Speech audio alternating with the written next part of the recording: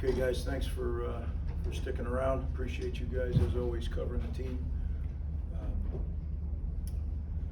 Certainly hard down there in that locker room with the players. Put a lot into it, and to come up short tonight for a lot of reasons that are disappointing. But we got a really good group of people down there, coaches and players alike, and we'll scrape ourselves off the mat and get back to work and fix the issues that are costing us right now, and get back. We get another opportunity in 7 days, so we're looking forward to that. I'll try to answer the questions. Anything you have? Greg, 6 penalties, and they all seem to come at really debilitating times. Just how frustrating was that? How debilitating was it for your team? Yeah, well, we've been doing really well, the last probably, 20 games or so. And tonight, some really critical errors. It's 28-24 with about 8 minutes left. We make a big third down stop, and that was a crushing blow. But there were so many things. There's no one play that, we made too many mistakes against a very good football team tonight. And we need to coach better. We need to play better. Iowa's not gonna beat themselves. I said that early in the week. You're gonna have to go beat them, and we did. We didn't deserve to win the game. Had we won it, we would have been able. We would really been, getting out of there one really wasn't rightfully ours the way we played. To kind of go off that, 2 straight games with a block kick, the opening kickoff return touchdown. What did you see from your vantage point on some of those special teams missteps, and are you worried about the trend that it's setting with these last couple of games with the special teams mistakes? Yeah, certainly they're bad plays, right? To open the game with a kickoff return for a touchdown. It's not like we don't know why it happened. It was an unusual circumstance. I don't know why we did it. That's frustrating, right? Because we've done very well. It's too bad. Really a bad way to start a game. It's to say you spot someone 7 points. And then the PAT field goal stuff, I got to look at that play.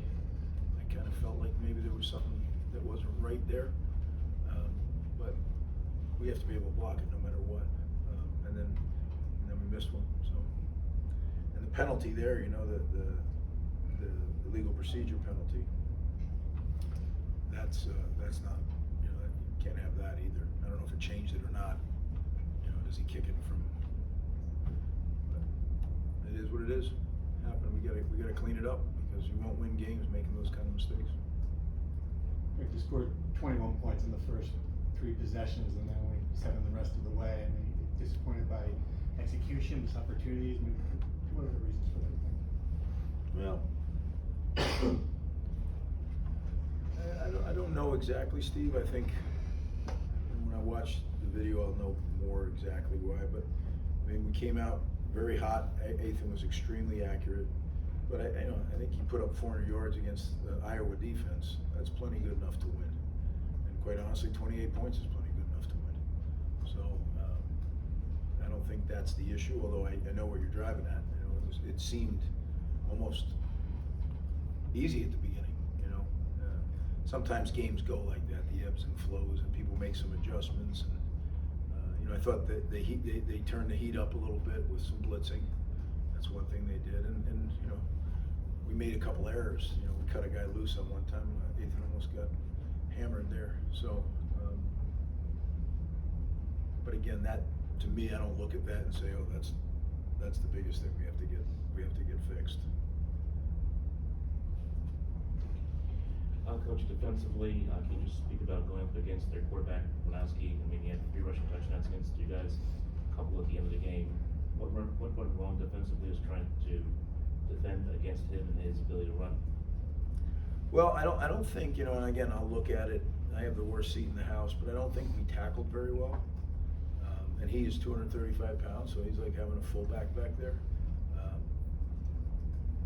We did some things to try to get numbers advantage in the run game, but when you run the quarterback, it adds another guy back to the numbers for them.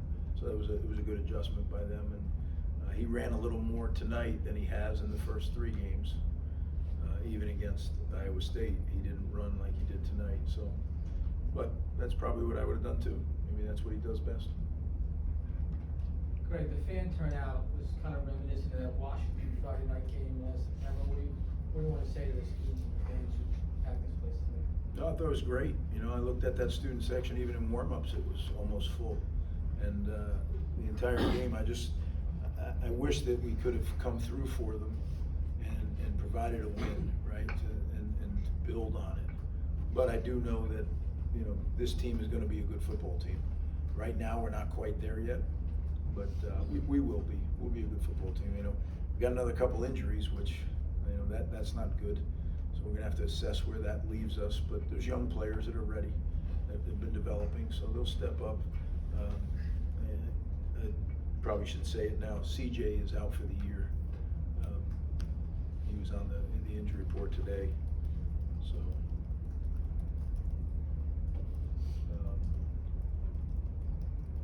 Yeah, I really appreciate everybody that came out. It was outstanding. We'll be back. We'll play well, and we'll give them reason to come. But I understand it's frustrating when you get close and aren't able to pull it off. But it was really impressive. You know, I'm focused on the game, but there's so many times that there's things going on in the stadium. It had to be a very impressive and fun experience for our fans. So I just wish we couldn't do the thing that makes it the most fun, and that's win the game. But we will. Time for two more. On Monday, you talked about Ian Strong saying he may not be able to play the game. What did you see from him tonight? 8 catches, 151 yards, and that kind of performance. Yeah, he played like a man.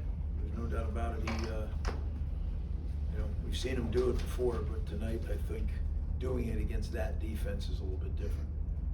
You know, you got to remember that is one of the most elite defenses over time. Whether this year's is, I don't know that. It's too early in the season, but over time, you know, you look at some of the stats over the last 10, 12 years, really good. And for Ian to have that kind of day is indicative of the kind of player he is and what he can be going forward.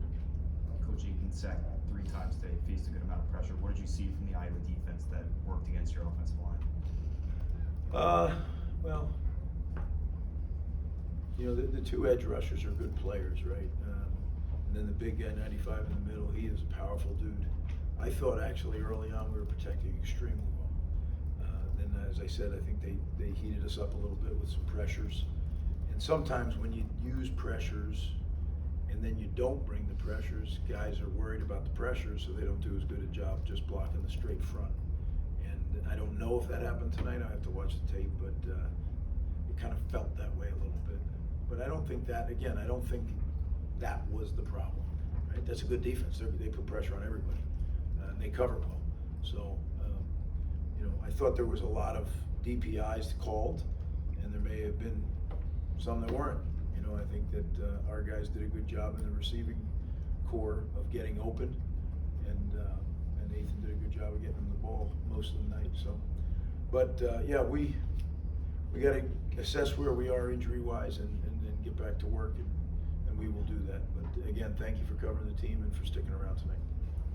Thanks, Coach.